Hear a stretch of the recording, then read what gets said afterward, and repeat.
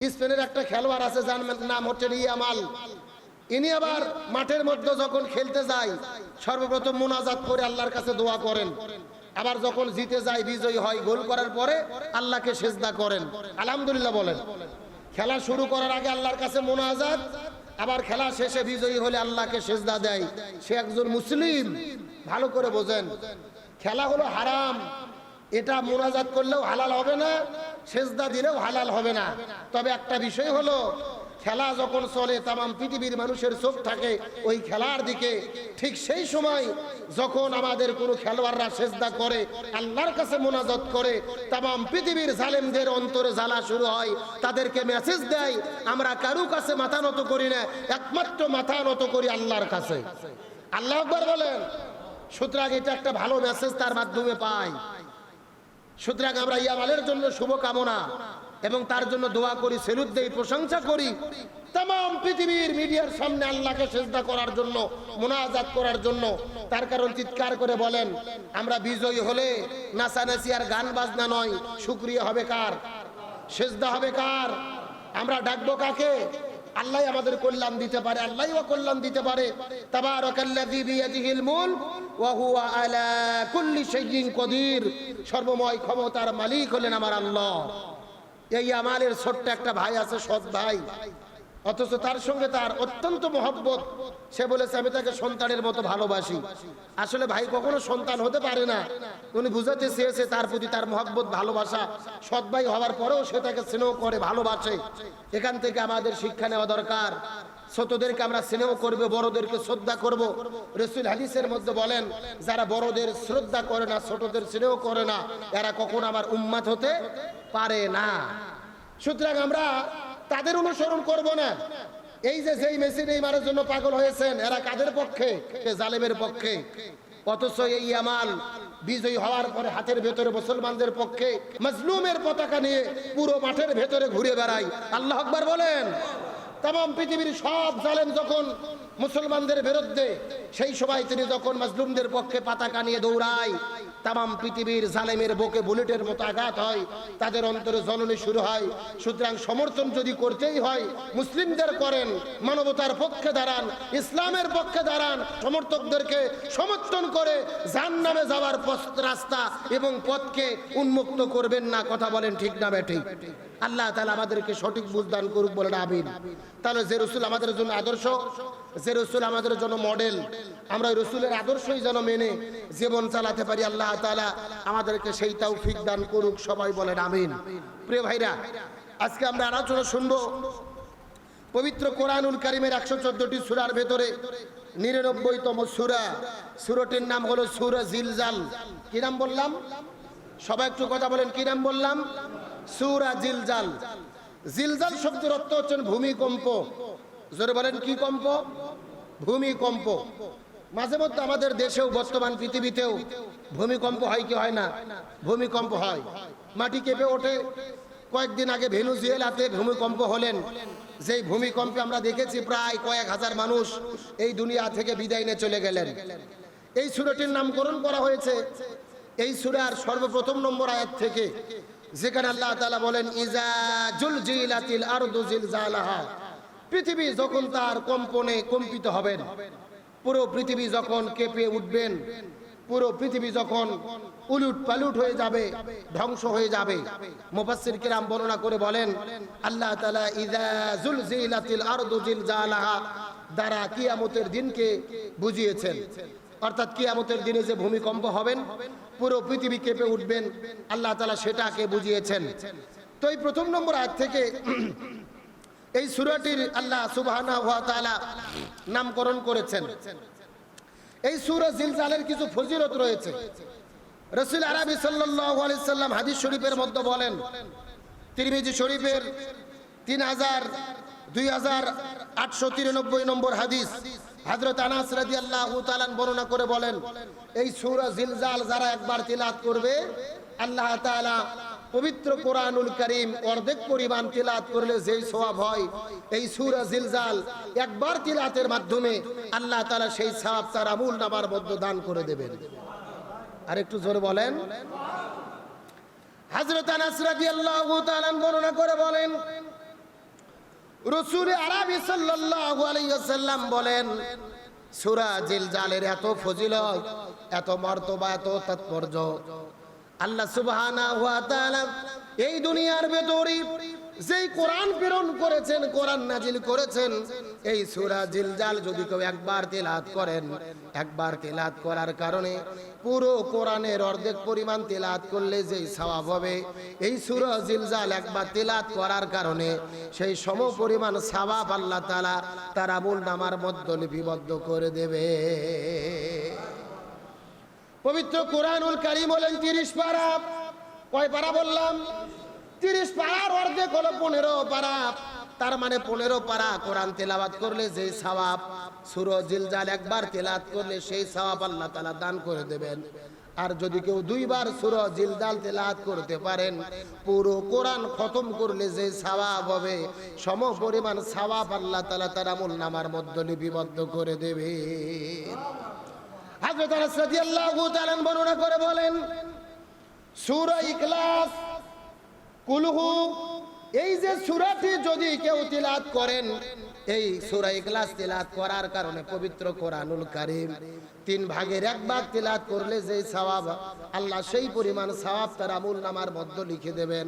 তার মানে সূরা ইখলাস যদি আপনি একবার তিলাওয়াত করেন, 10 পারা তিলাওয়াত করার সওয়াব, 2 বার যদি তিলাওয়াত করেন 20 পারা তিলাওয়াত করার সওয়াব, আর যদি 3 বার সূরা ইখলাস তিলাওয়াত করতে পারেন, পুরো কোরআনুল কারীমকে তিলাওয়াত করার সমপরিমাণ সওয়াব আল্লাহ তাআলা আমলনামার মধ্যে লিপিবদ্ধ করে দেবে। বলেন তো, পুরো কোরআন তিলাওয়াত করতে সময় লাগে কি লাগে না? আল্লাহ তাআলা কি সুযোগ দিয়েছেন, আপনি পুরো কোরআন তিলাওয়াত করতে পারছেন না? সূরা ইখলাস আপনি 3 বার তিলাওয়াত করেন, পুরো কোরআন তিলাওয়াতের সওয়াব পাবেন। আপনি সূরা জিলজাল 2 বার তিলাওয়াত করেন, পুরো কোরআন তিলাওয়াতের সওয়াব পাবেন। তারপরে বলা হয়েছে সূরা নাসর এবং সূরা কাফিরুন, এই 2টা সূরা হলেন কোরআনের 4 ভাগের 1 ভাগ তিলাওয়াতের সওয়াব, অর্থাৎ 7.5 পারা। একবার তিলাওয়াত করে 7.5 পারা তিলাওয়াতের সওয়াব, 2 বারে 15 পারা, 3 বারে 22.5 পারা, 4 বারে পুরো কোরআন তিলাওয়াতের সওয়াব আল্লাহ তাআলা দান করে দেবেন। তাহলে কি বোঝা গেল? সূরা জিলজালের গুরুত্ব কম না বেশি? আর একটু জোরে বলেন। তাহলে সূরা জিলজাল যাদের আমরা মুখস্থ আছি আমল করব, যাদের মুখস্থ নাই, ছোট্ট সূরা, সহজ সূরা, আমরা সবাই মুখস্থ করে নিয়ে এই আমল করার চেষ্টা করব তো ইনশাআল্লাহ। আল্লাহ তাআলা আমাদেরকে তৌফিক দান করুক, আমিন বলেন। সূরা জিলজালের আয়াত নাজিল, এই সূরাটি নাজিলের প্রেক্ষাপট, যেটাকে বলা হয় শানে নুজুল, কি কারণে এই সূরাটি আল্লাহ তাআলা নাজিল করলেন, এর পিছনে কারণটা কি? তাফসীরের মধ্যে এসেছেন, রাসূল আরবি সাল্লাল্লাহু আলাইহি সাল্লামের কাছে তো নাসারা যাওয়ার পরে মাঝে মধ্যে জিজ্ঞেস করতেন, আল্লাহর পয়গম্বর আপনি একটু বলেন তো কিয়ামত কখন হবে? কি প্রশ্ন করত? কিয়ামত কখন হবে, কবে হবে, আপনি একটু বলেন। রাসূল আরবি সাল্লাল্লাহু আলাইহি ওয়াসাল্লাম সর্বপ্রথম জবাব দিলেন, আমার দিকে তাকান, এই যে আমার 2টা আঙ্গুল দেখতে পারতেছো, একটা হলো আমি আর একটা হলো কিয়ামত। অর্থাৎ আমি এবং কিয়ামতের ভেতরে আর বেশি পার্থক্য নাই, আমি যেহেতু এসে গেছি কিয়ামত নিকটে। আল্লাহু আকবার বলেন। তারপরেও আবারও কাফির মুশরিক কুরাইশরা জিজ্ঞেস করে, আল্লাহর পয়গম্বর আপনি একটু বলেন কিয়ামত কখন হবে? রাসূল বললেন, তাহলে জেনে রাখো, আমি যখন মারা যাব, এই দুনিয়া থেকে বিদায় নিয়ে চলে যাব, আমার মৃত্যুটাও কিয়ামতের আলামত। আমি মরে যাওয়ার কিছু সময় পরেই পৃথিবীতে কিয়ামত হবে। আবার জিজ্ঞেস করলেন কবে কিয়ামত হবে? রাসূল আবার জবাব দিলেন যে বাইতুল মাকদাস যখন মুসলমানরা বিজয় করবে, তখন মনে করবা কিয়ামতের আর বেশি দিন দেরি নাই, বাইতুল মাকদাস বিজয় হয়ে যাওয়ার পরে কিয়ামত হয়ে যাবে। সালাউদ্দিন আইয়ুবী বাইতুল মাকদাস বিজয়ী করেছেন বহুদিন আগের কথা, কিয়ামত অতি সন্নিকটে। এত প্রশ্নের জবাব দেওয়ার পরেও আবারও জিজ্ঞেস করে, আপনি একটু একেবারে সময় উল্লেখ করে বলেন তো কবে কিয়ামত হবে, আমরা একটু জানতে চাই। যদি আপনি সত্যি সত্যবাদী হন, আমাদেরকে বলতে হবে কবে কিয়ামত হবে। তখন আল্লাহ সুবহানাহু ওয়া তাআলা সূরা লুকমানের 34 নম্বর আয়াতে কারিমা নাজিল করে জানাইয়া দিয়ে দিলেন যে পৃথিবীর ভেতরে 5টা বিষয় এমন রয়েছে, যেই 5টা বিষয়ের জ্ঞান একমাত্র আল্লাহ ছাড়া দুনিয়ার কোনো মানুষ বলতে, সাধারণ মানুষ তো দূরের কথা, আমাদের রাসূলও এই 5টা বিষয় জানতো না, জানে না। কয়টা বিষয় বললাম? সূরা লুকমান আয়াত নম্বর 34, এই পাঁচটা বিষয়ের একমাত্র জ্ঞান আছে কার কাছে? কাফির মুশরিক কুরাইশ রাসূলের কাছে জিজ্ঞেস করে বললেন, আপনি একেবারে নির্দিষ্ট করে জানাই দেন কখন কিয়ামত হবে, কিভাবে কিয়ামত হবে, আপনার কাছে জানতে চাই। রাসূল সর্বপ্রথম জবাব দিলেন, এই দুনিয়ার ভেতরে পাঁচটা বিষয়ের জ্ঞান পৃথিবীর কেউ বলতে পারবে না। এই পাঁচটা জ্ঞান একমাত্র আল্লাহর কাছে আছে। তার মধ্যে এক নম্বর হলো কখন কিয়ামত হবে। নির্দিষ্ট করে বলার কোনো সময় নাই। কিয়ামতের ছোট ছোট লক্ষণ বলা যাবে, কিন্তু কবে কিয়ামত হবে একমাত্র আল্লাহ ছাড়া দুনিয়ার কেউ জানে। আরো জোরে বলেন জানে। দুই নম্বর, স্বামী স্ত্রী মিলামেশা করার ফলে কখন আল্লাহ তাআলা সন্তান দান করবেন, কার গর্ভে কখন সন্তান আসবে আর কখন সন্তান হবে না, এটা একমাত্র আল্লাহ তাআলা ভালো জানে। আকাশে মেঘ ঘোরাফেরা করে, কোন মেঘের বৃষ্টি হবে আর কোন মেঘের বৃষ্টি হবে না, এটাও আমার আল্লাহ তাআলা ভালো জানে। আর 4 নম্বর হলো আগামীকাল আপনি কি উপার্জন করবেন, আপনি কি খাবেন, কোথায় যাবেন, এটা একমাত্র আল্লাহ তাআলা ভালো জানে। আর 5 নম্বর হলো কখন কার কিভাবে মৃত্যু হবে, এটা একমাত্র আল্লাহ তাআলা ভালো জানে। এই পাঁচটা বিষয়ের জ্ঞান আল্লাহ সারা দুনিয়ার কেউ জানে। 1 নম্বর হলেন কখন কিয়ামত হবে। ঠিক কোন সময় কিয়ামত হবে এটা নির্দিষ্ট করে কেউ বলতে পারবে না। একজন যিনি বলতে পারেন, চিৎকার করে বলেন তো তিনি কে? আরো জোরে বলেন। কিন্তু কাফির মুশরিক কুরাইশেরা শোনে না।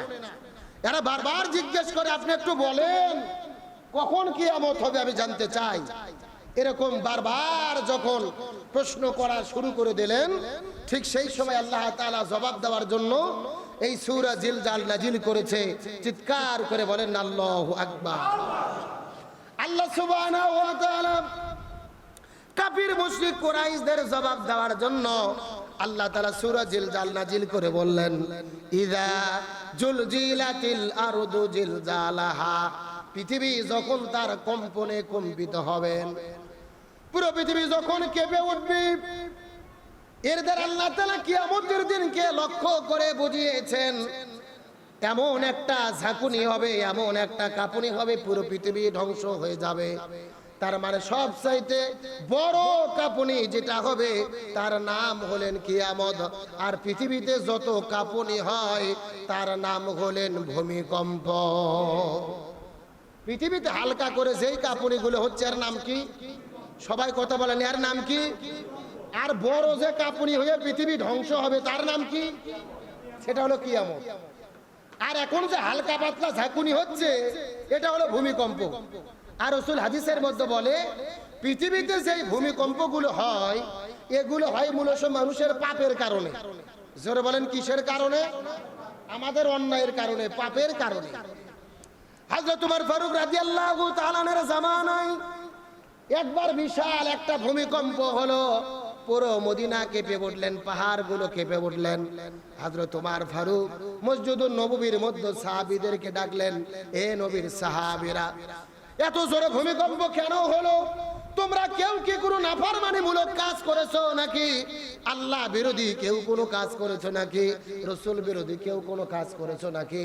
তার কারণ হলো যখন কোনো মানুষ গুনাহের কাজে লিপ্ত হয়ে যায় তখন আল্লাহ তাআলা এই জমিনের মধ্যে ভূমিকম্প দিয়ে দেয়। মানুষ যখন অন্যায় করে, পাপ করে, তখন আল্লাহ জমিনে কি দেয়? এ জোরে বলেন, জমিনে কি দেয়? জাহারাল ফাসাদু ফিল বাররি ওয়াল বাহরি বিমা কাসাবাত আইদিন নাস, জলে এবং স্থলে যত বিপর্যয় ঘটে সব হলো মানুষের দুই হাতের কামাই। জোরে বলেন, মানুষের দুই হাতের কি?